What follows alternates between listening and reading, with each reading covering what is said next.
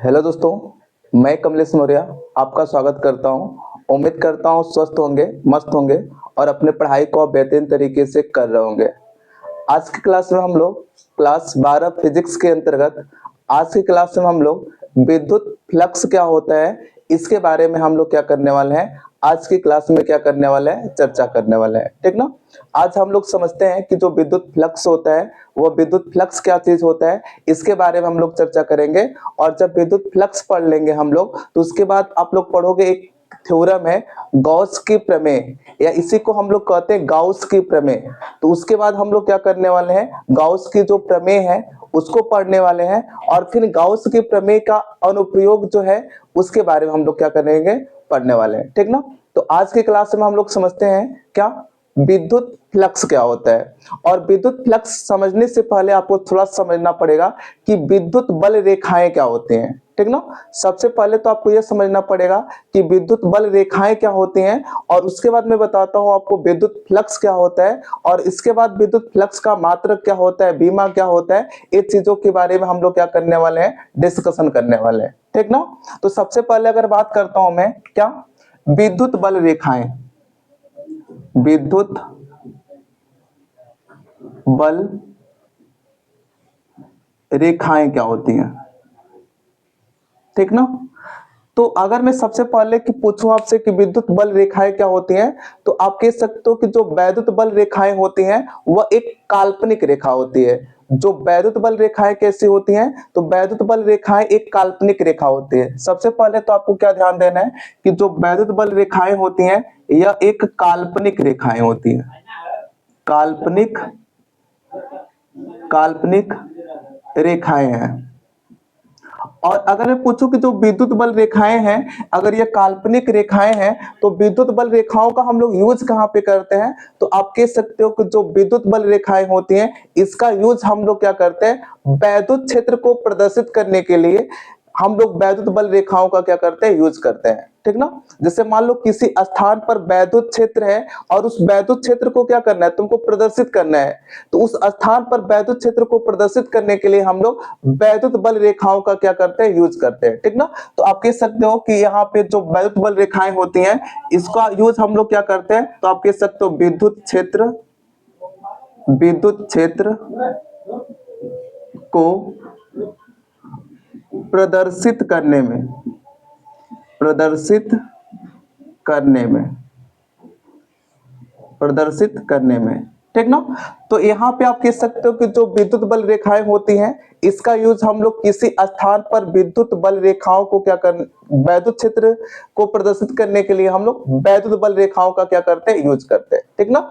अब यहाँ पे देखो कि अगर मान लो कि हमको क्या करना है, किसी स्थान पर क्या करना है, वैद्युत क्षेत्र को प्रदर्शित करना है, तो इस प्रकार से हम लोग क्या करते हैं कि वैद्युत बल रेखाओं को हम लोग क्या करते हैं, इस प्रकार से बनाते हैं, ठीक ना। तो जब इस प्रकार से हम लोग किसी स्थान पर वैद्युत बल रेखाओं को बनाते हैं, इस कंडीशन में ये चीजें किसको प्रदर्शित करती है, तो आप कह सकते हो इस स्थान पर वैद्युत क्षेत्र को क्या करती है, प्रदर्शित करती है, ठीक ना। तो सिंपल सी बात आपको क्या ध्यान देना है कि जो वैद्युत बल रेखाएं होती हैं वह एक काल्पनिक रेखाएं होती हैं, और अगर हमको किसी स्थान पर वैद्युत क्षेत्र को प्रदर्शित करना है तो उस कंडीशन में हम लोग वैद्युत बल रेखाओं का क्या करते हैं, यूज करते हैं। और अगर किसी स्थान पर वैद्युत बल रेखाएं पास पास में है, अगर किसी स्थान पर वैद्युत बल रेखाएं क्या हो, पास पास हैं, तो उस कंडीशन में आप बताओगे कि उस स्थान पर वैद्युत क्षेत्र की तीव्रता, वैद्युत क्षेत्र की तीव्रता का मान क्या होता है, अधिकतम होता है, या कह सकते हो अधिक होता है। और अगर किसी स्थान पर आप कह सकते हो वैद्युत बल रेखाएं क्या होती हैं,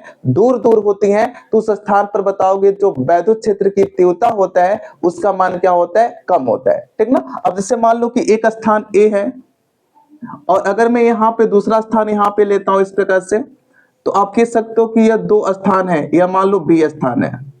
तो आप देखो कि जो बी ए स्थान है यहाँ पे जो वैद्युत बल रेखाएं वह पास पास में दिखाई दे रही हैं, और जो बी स्थान है वहां पे आप कह सकते हो जो वैद्युत बल रेखाएं वह क्या है, दूर दूर दिखाई दे रही हैं। तो उस कंडीशन में तुम कह सकते हो कि जो बिंदु ए है इस स्थान पर जो वैद्युत क्षेत्र की तीव्रता का मान होगा वह अधिक होगा, और बिंदु बी के पास अगर पूछूं आपसे क्या होगा, तो आप कह सकते हो जो वैद्युत क्षेत्र की तीव्रता का मान क्या होगा, कम होगा, ठीक ना। तो मैंने अभी तक आपको क्या बताया है कि जो विद्युत बल रेखाएं क्या होती है, तो आप किस कह सकते हो किसी स्थान पर वैद्युत क्षेत्र को प्रदर्शित करने के लिए हम लोग वैद्युत बल रेखाओं का क्या करते हैं, यूज करते हैं। और जो वैद्युत बल रेखाएं होती हैं, आप कह सकते हो यह एक काल्पनिक रेखाएं होती हैं, रियल में यह कोई रेखा नहीं होती है, यह एक क्या होती है, काल्पनिक रेखा होती है। और अगर किसी स्थान पर वैद्युत बल रेखाएं पास पास हैं, तो आप कह सकते हो उस स्थान पर वैद्युत क्षेत्र की तीव्रता का मान अधिक होगा। और जहां पे वैद्युत बल रेखाएं क्या होती हैं, दूर दूर होती हैं, वहां पे वैद्युत क्षेत्र का मान क्या होता है, दूर दूर होता है। ठीक है ना। अब हम लोग समझते हैं क्या है कि जो विद्युत फ्लक्स क्या होता है। अब हम लोग विद्युत फ्लक्स के बारे में क्या करने वाले हैं, समझने वाले हैं। तो यहाँ पे मैं इस चीज को मिटा रहा हूं, ठीक ना। अब हम लोग समझते हैं विद्युत बल रेखाएं, तो मैंने आपको बता दिया। अब विद्युत फ्लक्स क्या होता है, यहाँ पे मैं लिखता हूं क्या,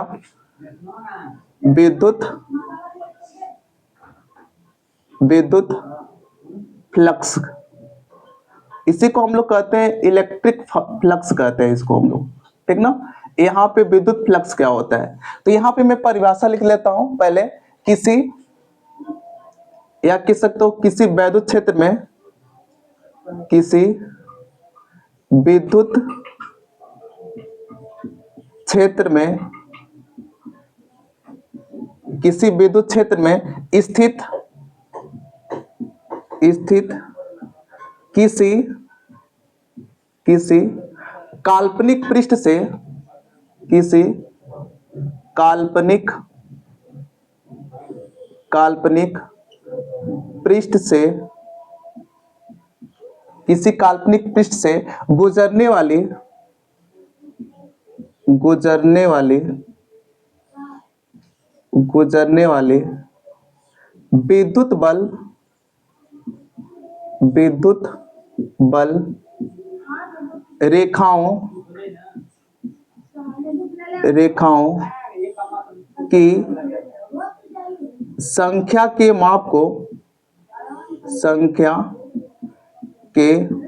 बल रेखाओं की संख्या के माप को उस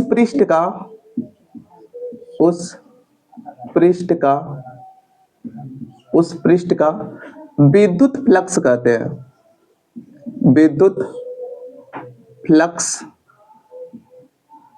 विद्युत फ्लक्स कहते हैं, ठीक ना। यहां पे अगर पूछो आपसे कि बताओ कि विद्युत फ्लक्स क्या होता है, तो आप कह सकते हो कि किसी विद्युत क्षेत्र में स्थित किसी काल्पनिक पृष्ठ से गुजरने वाली विद्युत बल रेखाओं की संख्या के माप को उस पृष्ठ का हम लोग क्या कहते हैं, विद्युत फ्लक्स कहते हैं, ठीक ना। और इसे अगर पूछो किससे प्रदर्शित किया जाता है, तो आप कह सकते हो इसे फाई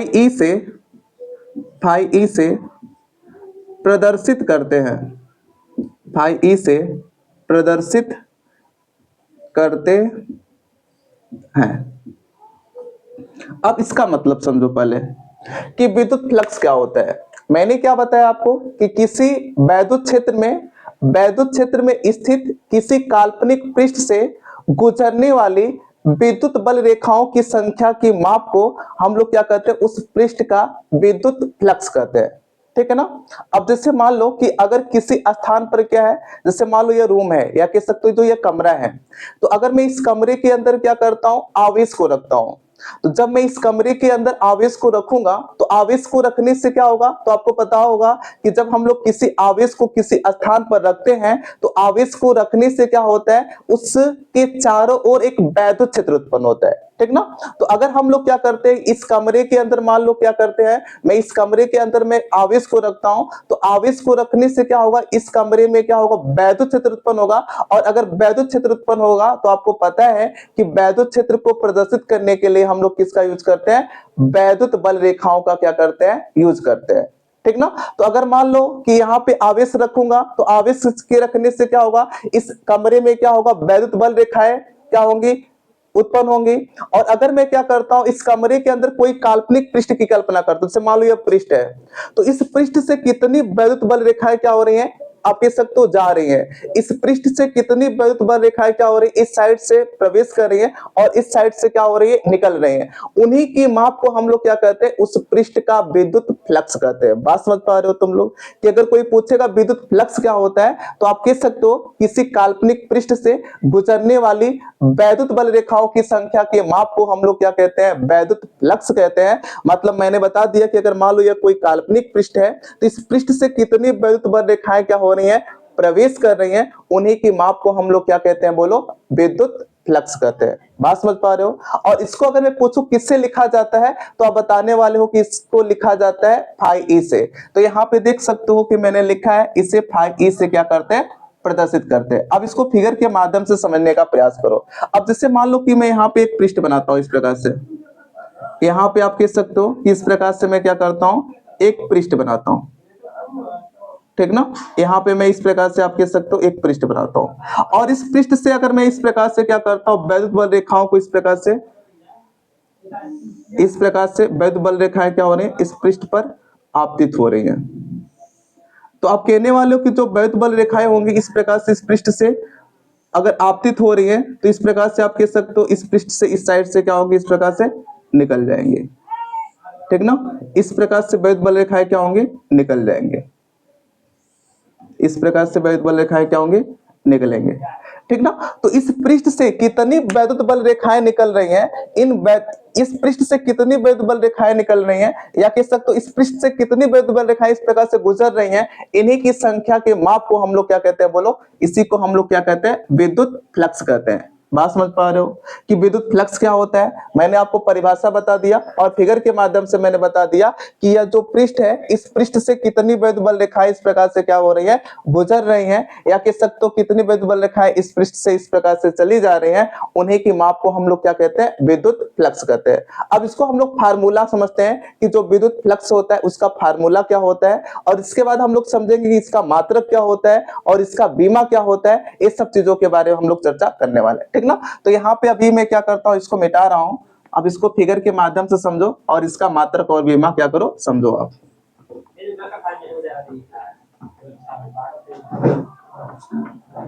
अब देखो यहाँ पे मैंने बताया कि जो विद्युत फ्लक्स होता है, इस विद्युत फ्लक्स को हम लोग किससे लिखते हैं, फाई ई से लिखते हैं। विद्युत फ्लक्स को हम लोग क्या लिखते हैं, फाई ई से लिखते हैं। और इसका अगर फार्मूला पूछो क्या होता है, तो आप कह सकते हो इंटीग्रेशन ऑफ, यहाँ पे ई वेक्टर ई डॉट में क्या होता है, वेक्टर डी ए होता है, ठीक ना। और यहाँ पे आप कह सकते हो सरफेस इंटीग्रेशन, इसको हम लोग कहते हैं। इसको हम लोग पढ़ते हैं क्या, phi equal to surface integration vector E dot में क्या होता है, वेक्टर डी ए होता है। अब हम लोग समझते हैं कि यहाँ पे देखो, एक मैंने यहाँ पे लिया वेक्टर डी ए, इसको हम लोग कहते हैं क्षेत्रफल सदिश। जो डी आपको दिखाई दे रहा है इसको हम लोग क्या कहते हैं, क्षेत्रफल सदिश। और जो आपको ई दिखाई दे रहा है इसको हम लोग कहते हैं वैद्युत क्षेत्र की तीव्रता। जो ई है इसको हम लोग कहते हैं वैद्युत क्षेत्र की तीव्रता।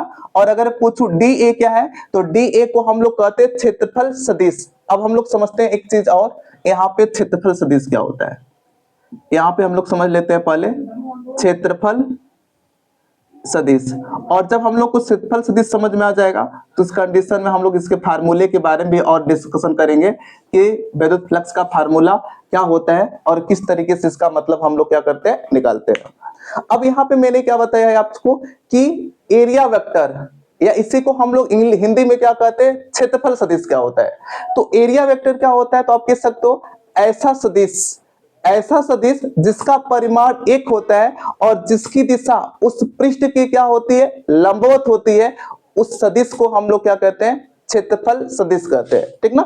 आपके दिमाग में आ रहा होगा कि जो क्षेत्रफल होता है, क्षेत्रफल कैसी राशि है, तो जो क्षेत्रफल है वह अदिश राशि। ये बात आपको पता है कि जो क्षेत्रफल होता है वह कैसी राशि होता है, तो क्षेत्रफल जो होता है वह अदिश राशि होता है। लेकिन जो क्षेत्रफल सदिश होता है वह क्षेत्रफल सदिश एक सदिश राशि होता है, ठीक ना। और अगर मैं पूछूं क्षेत्रफल सदिश क्या होता है, या अगर पूछूं एरिया वेक्टर क्या होता है, तो आप कह सकते हो ऐसा सदिश जिसका परिमाण एक होता है और जिसकी दिशा उस पृष्ठ के क्या होती है, लंबवत होती है, उसको हम लोग क्या कहते हैं, बोलो, क्षेत्रफल सदिश कहते हैं। अब जैसे देखो एक पृष्ठ आपको दिखाई दे रहा है, यह पृष्ठ, या पृष्ठ दिखाई दे रहा है। तो अगर मैं क्या करूं कि ऐसा वेक्टर खींचूं जो इस पृष्ठ के क्या हो, लंबवत हो, तो आप बताओगे कि जब पृष्ठ इस तरीके से है तो इस पृष्ठ के लंबवत आप बताओगे इस प्रकार से एक वेक्टर बनेगा। तो अगर मैं पृष्ठ इस प्रकार से ले रहा हूं तो इसका एरिया वेक्टर आप बताओगे इस तरीके से बनेगा।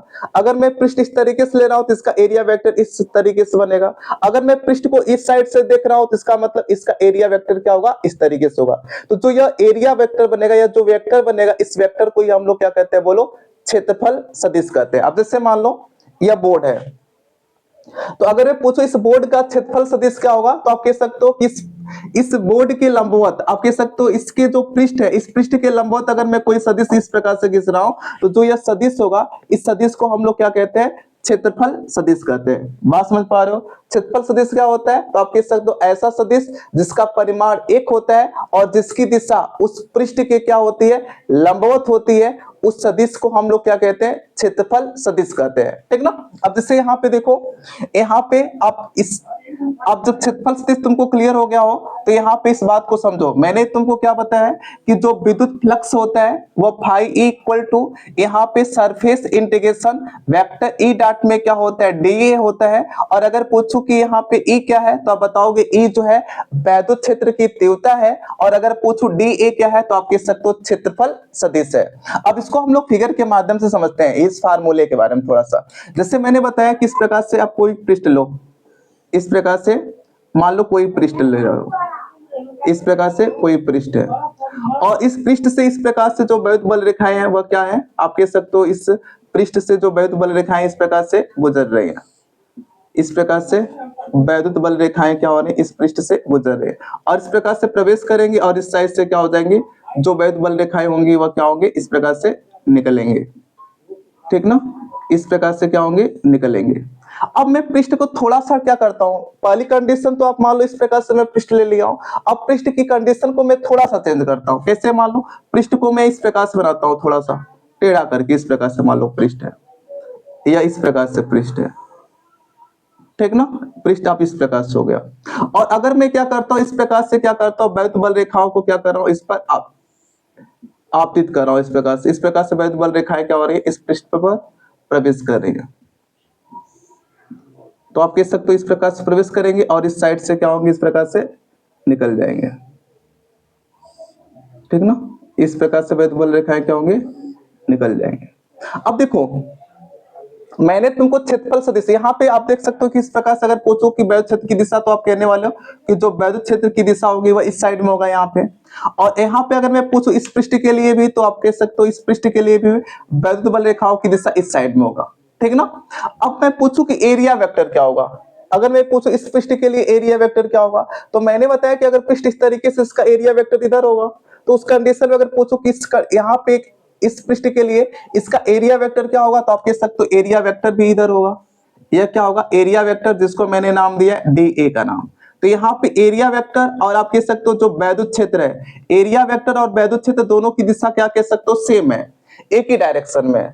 यहाँ पे जो एरिया वेक्टर डी ए है और यहाँ पे जो क्षेत्रफल सदिश है, दोनों की दिशा क्या है, सेम है, एक ही डायरेक्शन में। अब यहाँ पे मैं पूछूं तो आप देख सकते हो यह पृष्ठ पहले तो इस प्रकार से पूरा इस तरीके से है, और यहाँ पे पृष्ठ देखो थोड़ा सा टेढ़ा इस प्रकार से है। तो उस कंडीशन में आप देखो कि जो वैद्युत बल रेखा है वो तो सीधे इस प्रकार से प्रवेश कर रही है इस पृष्ठ के अंदर। लेकिन अगर पूछो इसका एरिया वेक्टर क्या होगा, तो आप कह सकते हो इसका एरिया वेक्टर अब इस तरीके से हो जाएगा।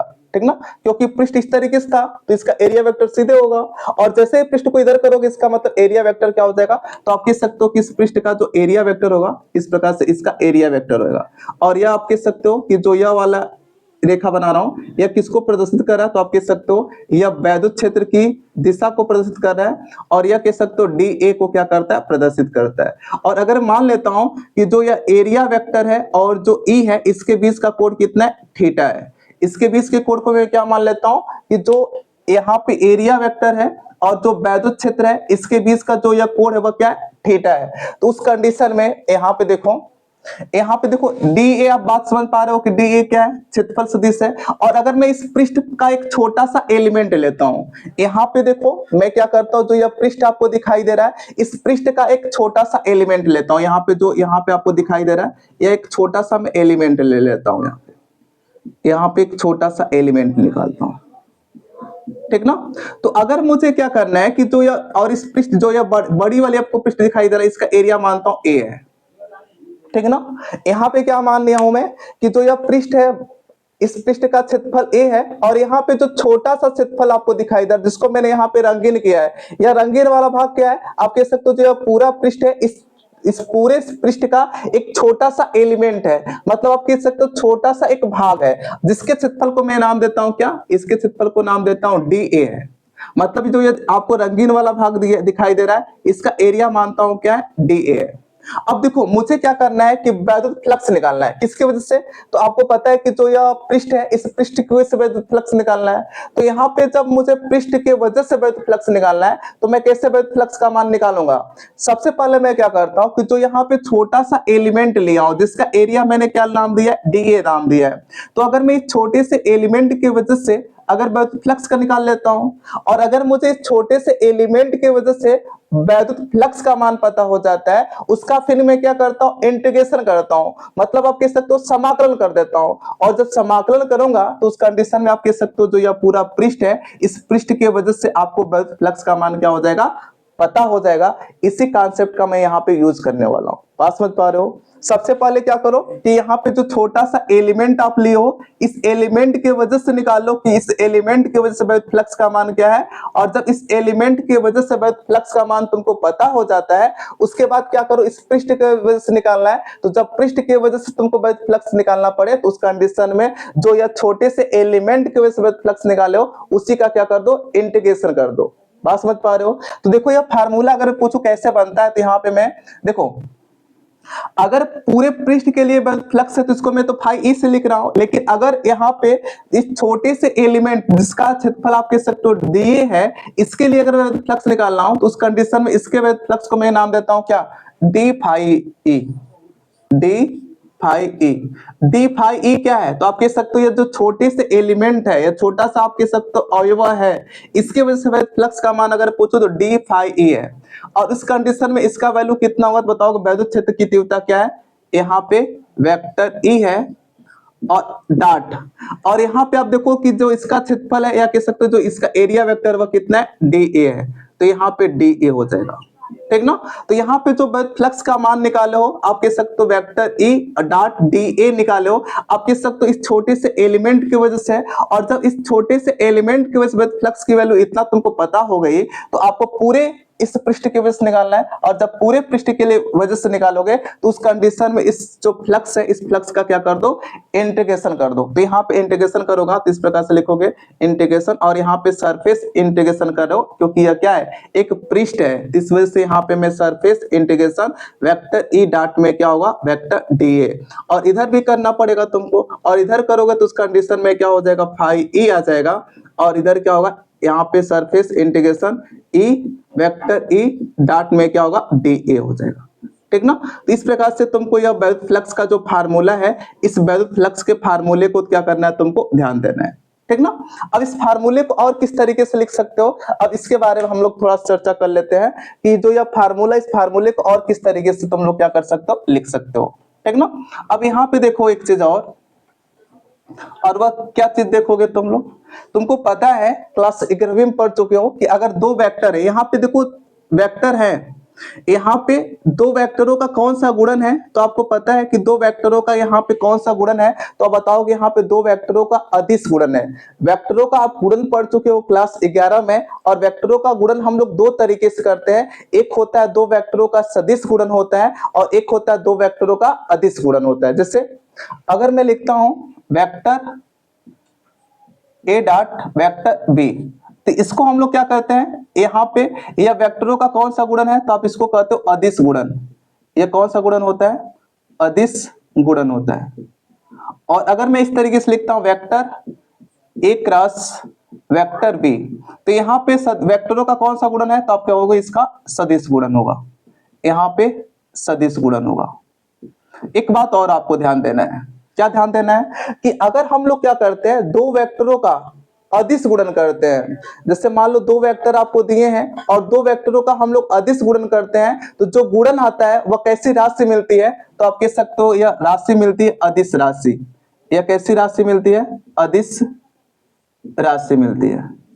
और अगर हम लोग क्या करते हैं, दो सदिशों का, अगर हम लोग दो सदिशों का सदिश गुणन करते हैं, या कह सकते हो दो सदिशों का अगर हम लोग क्रॉस प्रोडक्ट निकालते हैं, तो उस कंडीशन में जो राशि मिलती है वह राशि कैसी होती है, सदिश राशि होती है। राशि कैसी होती है, सदिश राशि होती है। ठीक है, बात समझ पा रहे हो। तो उस कंडीशन में अगर मैं पूछूं कि बताओ कि जो विद्युत फ्लक्स है, जो विद्युत फ्लक्स है वह सदिश राशि है कि अदिश राशि है, तो आप कहने वाले हो कि जो विद्युत फ्लक्स है वह एक अदिश राशि है। अदिश राशि क्यों है, क्योंकि आपको पता है कि जो अदिश राशि है यहाँ पे वेक्टर ई है और डॉट क्या लिखा हूं, वेक्टर डी ए लिखा हूं। इसका मतलब यहाँ पे आप कह सकते हो अदिश गुणन है। और मैंने तुमको बताया कि जब दो वेक्टरों का अदिश गुणन होता है तो राशि कैसी मिलती है, अदिश राशि मिलती है। ठीक ना। और तुमको ये भी पता होगा क्या कि वेक्टर अगर पूछो, vector A dot vector B equal to क्या होता है, तो vector A dot vector B equal to A B cos theta होता है। ये बात तुमको पता होगा अच्छे तरीके से कि vector A dot vector B equal to क्या होता है, ए बी कॉस थीटा होता है। अगर मैं इसी कॉन्सेप्ट का यूज यहाँ पे करता हूं तो आप कह सकते हो कि जो फाई ई इक्वल टू, इस फार्मूले को अगर मैं और अच्छे तरीके से लिखना चाहूं तो आप कह सकते हो फाई ई इक्वल टू, यहाँ पे क्या होगा, E D A cos theta. यहाँ पे क्या बताओगे, E D A cos theta. और अगर पूछो थीटा, यहां बताओगे जहां थीटा, जहां थीटा किसके किसके बीच का कोण है, तो जो थीटा है आप कह सकते हो जो वैद्युत क्षेत्र है और जो क्षेत्रफल सदिश है दोनों के बीच का कोण क्या है, थीटा। तो यहां बताओगे जहां थीटा क्षेत्रफल सदिश, क्षेत्रफल सदिश,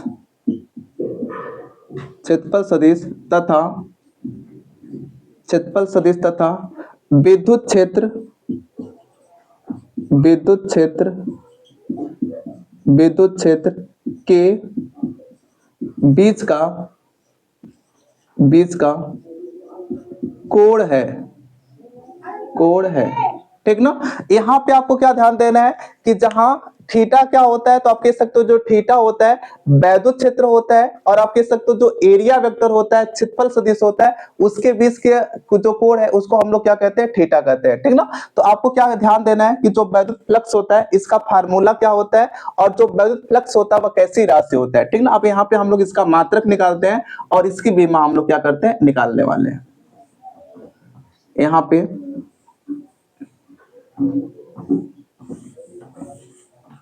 जो विद्युत फ्लक्स होता है इसका हम लोग अब क्या करेंगे, मात्रक निकालेंगे और इसके हम लोग क्या करेंगे, बीमा निकालेंगे। ठीक ना। अब देखो तुमको बताया कि जो विद्युत फ्लक्स होगा उसका फार्मूला क्या होता है, फाई ई इक्वल टू, यहाँ पे surface integration vector E dot क्या होता है, वेक्टर डी ए होता है। या इसी फार्मूले को मैंने बताया तुमको क्या लिखने के लिए, फाई ई इक्वल टू यहाँ पे surface integration E D A cos theta. ठीक ना। यही किसका फार्मूला होता है, तो यही कह सकते हो ये दोनों फार्मूला होता है, विद्युत फ्लक्स का फार्मूला होता है। यही फार्मूला किसका होता है, विद्युत फ्लक्स का। अब यहाँ पे हम लोग कुछ निकालते हैं, तो जो विद्युत फ्लक्स होता है, विद्युत फ्लक्स का, विद्युत फ्लक्स का मात्रक, विद्युत फ्लक्स का मात्रक।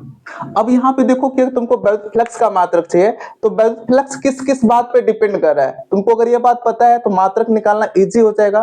तुमको पता है कि जो विद्युत फ्लक्स है वह वैद्युत क्षेत्र पे, वैद्युत क्षेत्र की तीव्रता पे डिपेंड करता है, और जो एरिया वेक्टर है इस पे डिपेंड करता है। अगर दो चीजों पे डिपेंड करता है तो उस कंडीशन में इसके मात्रक को क्या बता सकते हो। अगर पूछो कि जो वैद्युत क्षेत्र E इक्वल टू क्या होता है, तो आप कह सकते हो E इक्वल टू होता है क्या, F बटे पे होता है Q0। यह फार्मूला आप क्या किए हो, इसके पहले देख चुके हो।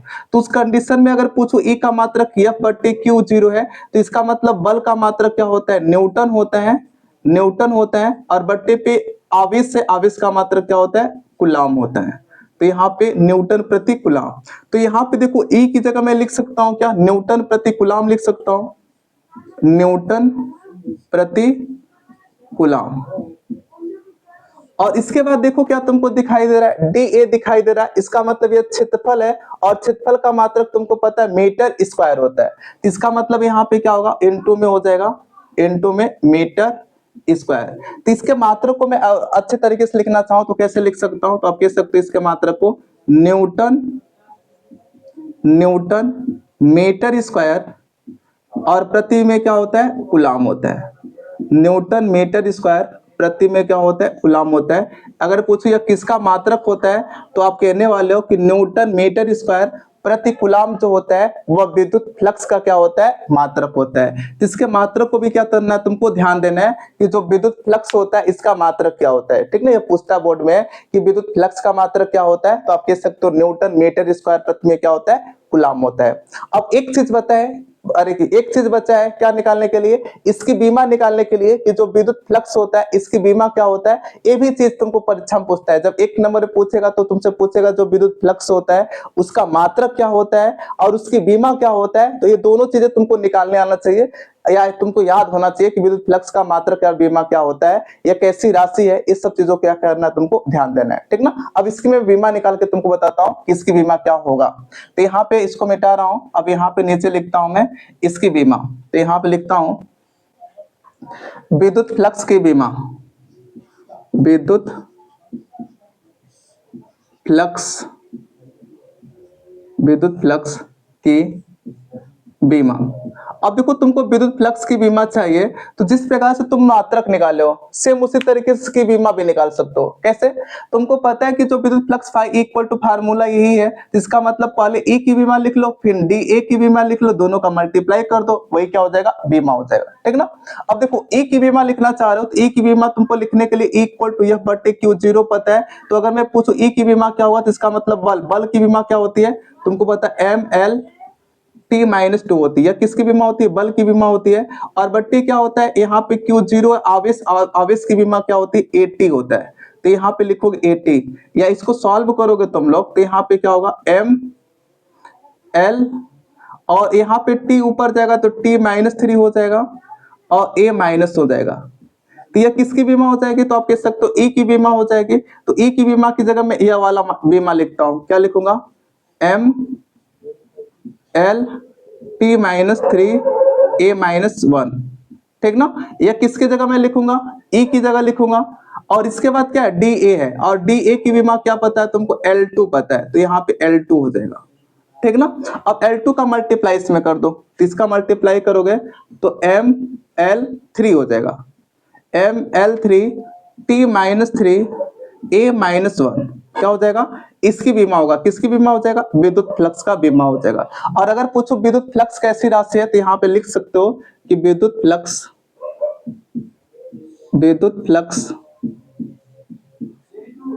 फ्लक्स अदिश राशि है, अदिश राशि है।